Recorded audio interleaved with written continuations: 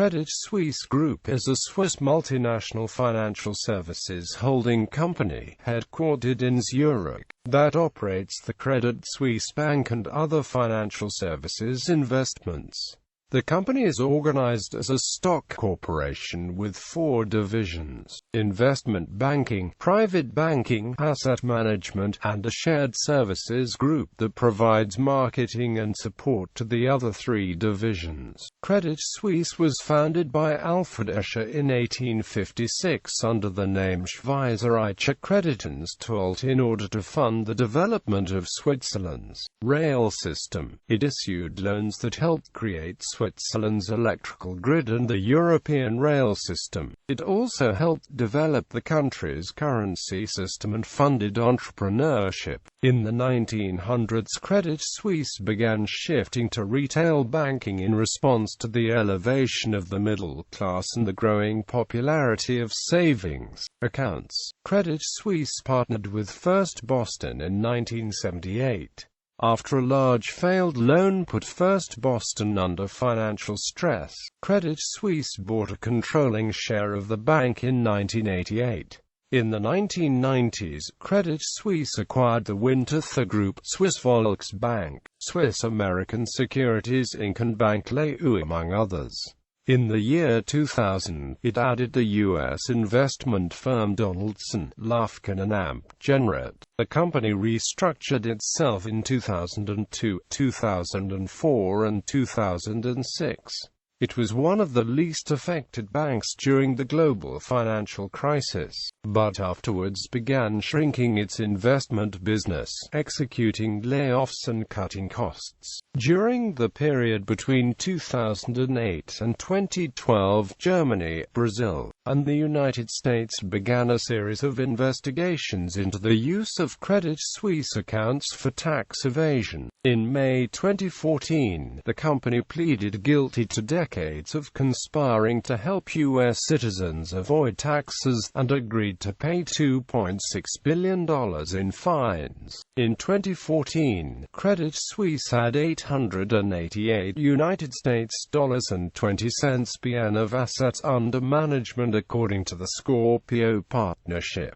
Corporate structure. Credit Suisse Group AG is organized as a joint stock company registered in Zurich that operates as a holding company. It owns the Credit Suisse Bank and other interests in the financial services business. Credit Suisse is governed by a board of directors, its shareholders and independent auditors. The board of directors organize the annual general meeting of shareholders, while investors with large stakes in the company determine the agenda. Shareholders elect auditors for 1-year terms, approve the annual report and other financial statements, and have other powers granted by law. Shareholders elect members of the board of directors to serve a 3-year term based on candidates nominated by the chairman's and governance committee, and the board of directors meets 6 times a year to vote on company resolutions. The board sets Credit Suisse's business strategies and approves its compensation principles based on guidance from the compensation committee. It also has the authority to create committees that delegate specific management functions. Credit Suisse has 2 divisions: private banking and AMP, wealth management and investment banking. A shared services department provides support functions like risk management, legal, IT and marketing to all areas. Operations are divided into 4 regions: Switzerland, Europe, the Middle East and Africa, the Americas and the Asian Pacific. Credit Suisse Private Banking has wealth management, corporate and institutional businesses. Credit Suisse Investment Banking handles securities, investment research, trading, prime brokerage and capital procurement. Credit Suisse Asset Management sells investment classes, alternative investments, real estate, equities,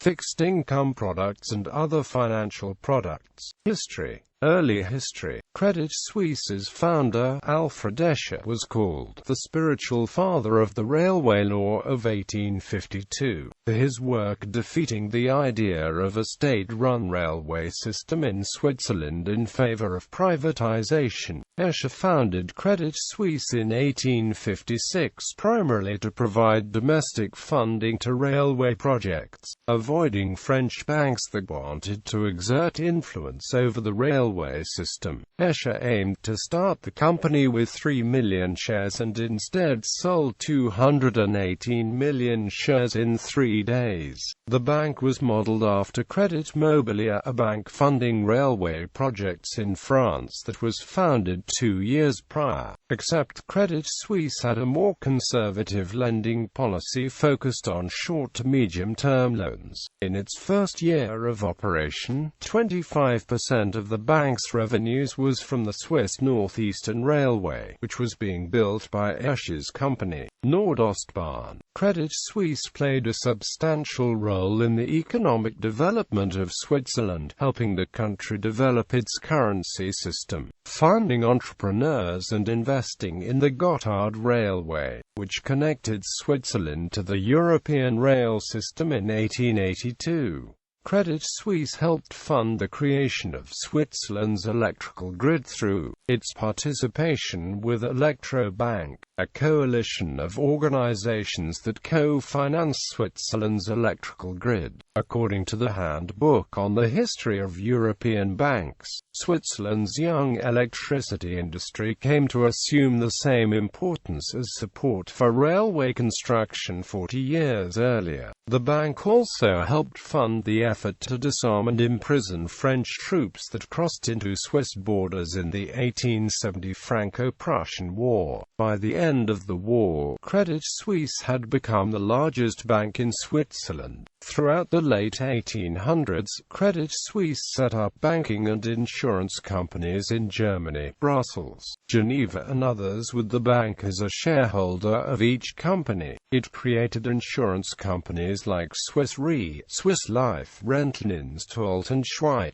Credit Suisse had its first unprofitable year in 1886, due to losses in agriculture, venture investments, commodities and international trade. The bank created its own sugar beet factory, bought 25,000 shares in animal breeding ventures and supported an export business, Schweizerische Kreditanstalt, that experienced heavy losses for over-speculative investing. In the early 1900s, Credit Suisse began catering to consumers and the middle class with deposit counters, currency exchanges and savings accounts. The first branch outside of Zürich was opened in 1905 in Basel. The bank helped companies affected by World War I restructuring, and extended loans for reconstruction efforts. During the 1920s depression, net profits and dividends were halved and employees took salary cuts. After World War II, a substantial portion of Credit Suisse's business was in foreign reconstruction efforts. Holocaust survivors had problems trying to retrieve assets from relatives that died in concentration camps without death certificates. This led to a class action lawsuit in 1996 that settled in 2000 for $1.25 billion. The agreement on the Swiss bank's code of conduct with regard to the exercise of due diligence was created in the 1970s,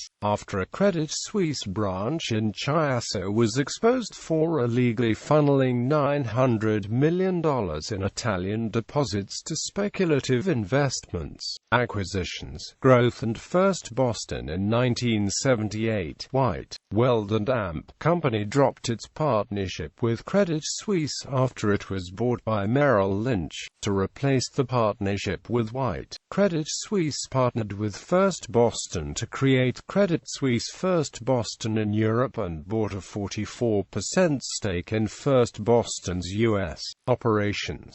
In 1987, the group acquired the blue-chip London stockbrokers Buckmaster and Amp Moore. Originally established by Irish aristocrat Charles Armitage Moore and sportsman Walter Buckmaster, who had met at Repton School. As stockbrokers they were very well connected, had developed a good private client business, which at one time included John Maynard Keynes. Other Credit Suisse First Boston brands were later created in Switzerland, Asia, London, New York and Tokyo. According to an article in the New York Times, First Boston became the superstar of the Euro markets by buying stakes in American companies that wanted to issue bonds. In 1988, First Boston loaned $487 million to Gibbons & Green for the purchase of the Ohio Mattress Company, which was purchased at 20 times its annual revenue.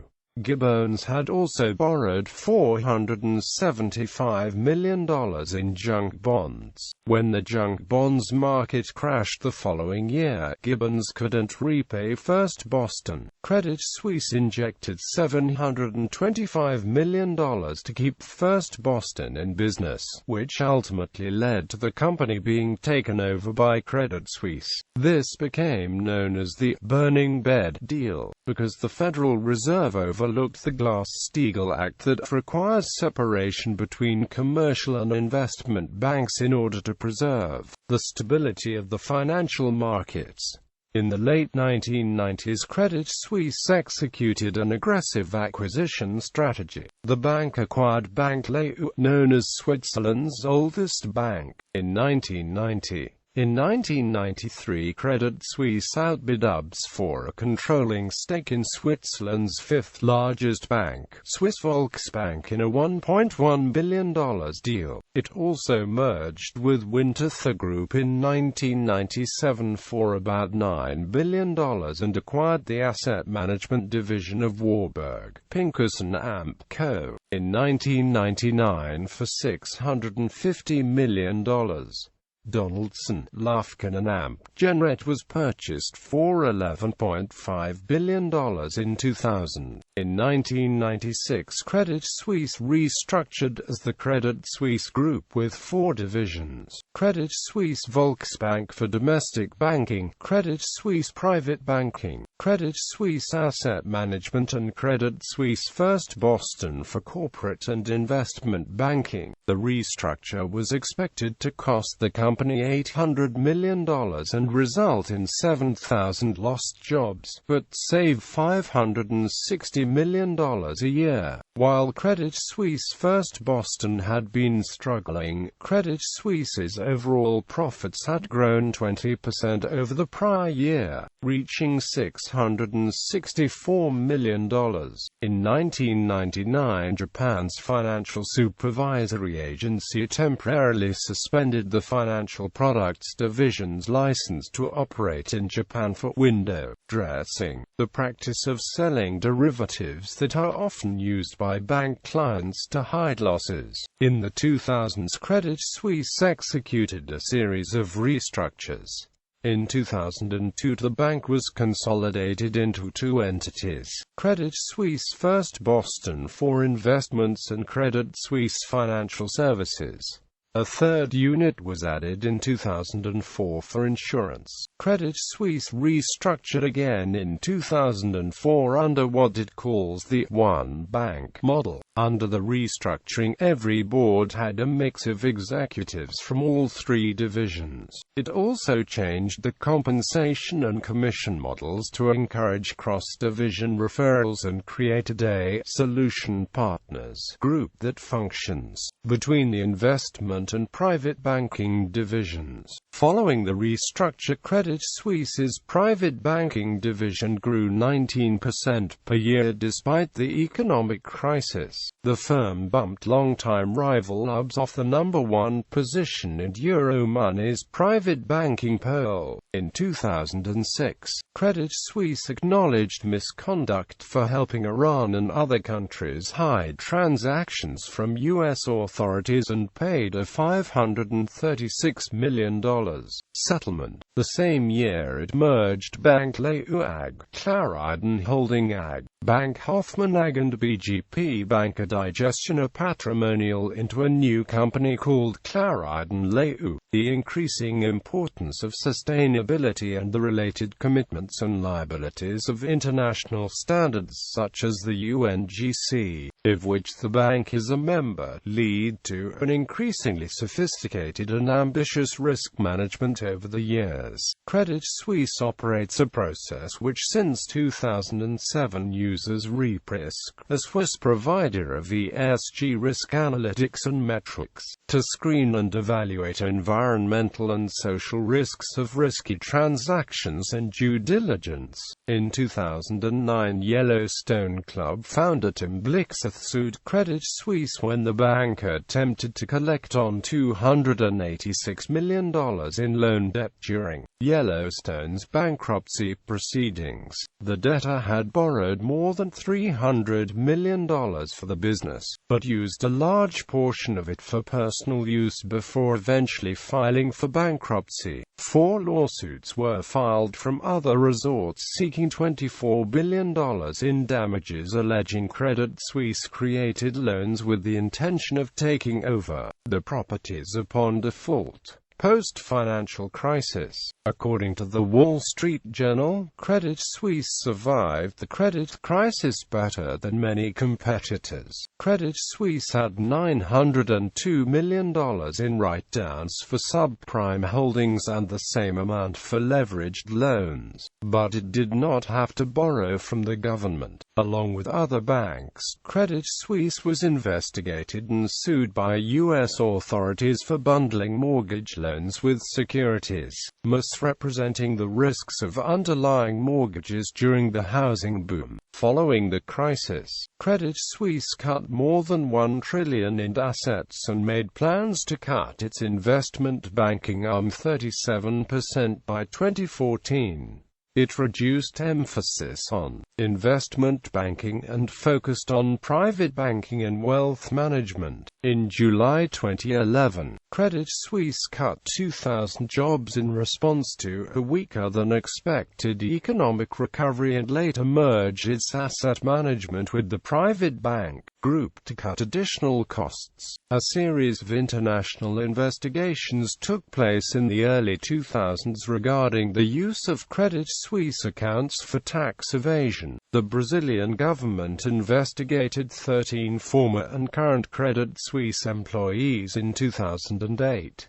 The investigation led to arrests that year and in 2009. As part of a larger crackdown in Brazil, 4 Credit Suisse bankers were accused of fraud by the U.S. Justice Department in 2011 for helping wealthy Americans avoid taxes. German authorities found that citizens were using insurance policies of a Bermuda-based Credit Suisse subsidiary to earn tax-free interest. In November 2012, Credit Suisse's asset management division was merged with the private banking arm. In September 2012, the Swiss government gave banks like Credit Suisse permission to provide information to the U.S. Justice Department for tax evasion probes. In February 2014, it agreed to pay a fine of $197 million after one of its businesses served 8,500 U.S. clients without registering its activities, leading to suspicion as to whether it was helping Americans evade taxes. It was one of 14 Swiss banks under investigation. Separately, in 2013, German authorities began to probe Credit Suisse, its private bank subsidiary Clariden Leu, and its regional subsidiary Neue Aargauer Bank for helping German citizens evade taxes. The bank eventually entered into a €150 million settlement with the government. In March 2014, Credit Suisse denied claims it had been drawn into a Swiss competition probe investigating potential collusion to manipulate foreign exchange rates by various Swiss and foreign banks.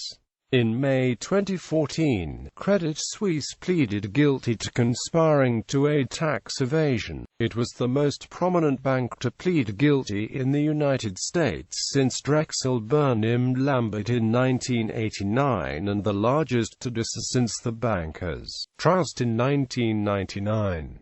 Credit Suisse conspired to help U.S. citizens hide assets in offshore accounts in order to evade paying taxes. When a bank engages in misconduct this brazen, it should expect that the Justice Department will pursue criminal prosecution to the fullest extent possible, as has happened here, Attorney General Eric H. Holder said at the time. Holder also said, "This case shows that no financial institution, no matter its size or global reach, is above the law." Credit Suisse shares rose 1% on the day the $2.6 billion penalty was announced. On the 10th of March 2015, it was announced that Tidjane Thiam, the CEO of Prudential, would leave to become the next CEO of Credit Suisse Financial Products. Credit Suisse endorses a strategy called bank assurance of trying to be a single company that offers every common financial services product. The investment bank is intended for companies and wealthy individuals with more than €50,000. Credit Suisse developed the Credit Risk Plus model of risk assessment in loans, which is focused exclusively on the chance of default based on the exogenous Poisson method. As of 2002, about 20% of Credit Suisse's revenue was from its insurance business it gained through the 1997 acquisition of Winterthur. The investment bank's insurance products are primarily popular in the domestic market and include auto, fire, property, life, disability, pension and retirement products among others. Historically, 20 to 40% of the bank's revenue has been from private banking services, one of its higher profit margin divisions. Credit Suisse produces one of the 6 hedge funds following European stock indices that are used to evaluate the performance of the markets. The investment bank also has a 30% ownership in hedge fund investment firm York Capital Management. York sells hedge funds independently to its own clients, while Credit Suisse also offers them to private banking clients. Credit Suisse manages the financial instruments of the Dow Jones Credit Suisse Long-Short Equity Index. According to a 2011 article in Seeking Alpha, Credit Suisse's investment managers favor financial, technology and energy sector stocks. The bank's head of equity investments in Europe said the team focuses on value with an emphasis on free cash flow. Quote, "She also has an interest in companies undergoing management changes that may influence the stock price." According to a story in the Wall Street Journal, the head of Credit Suisse's International Focus Fund keeps a portfolio of only 40 to 50 stocks, instead of the industry norm of more than 100. Credit Suisse publishes its investment advice in 4 publications: Compass, Viewpoints, Research and the Credit Suisse Investment Committee Report. Reputation and rankings. Credit Suisse is a member of Wall Street's Bulge Bracket, a list of less than a dozen of the largest and most profitable banks. The company has been identified as one of the world's most important banks, upon which international financial stability depends. The bank is also one of Fortune magazine's most admired companies. Credit Suisse has been recognized as the world's best private bank by Euromoney's Global Private Banking Survey and as the best European equity manager by Global Investors. In polls by Euromoney, it has been ranked as the top private bank and the best bank in Switzerland. As of 2004, Credit Suisse was first in volume of high-yield transactions, second for corporate high-yield bond insurance and third for IPO underwriting. The securities data company ranked Credit Suisse as the 4th best place for financial advice for mergers and acquisitions in the U.S. in 1995 and 6th for domestic equity issues.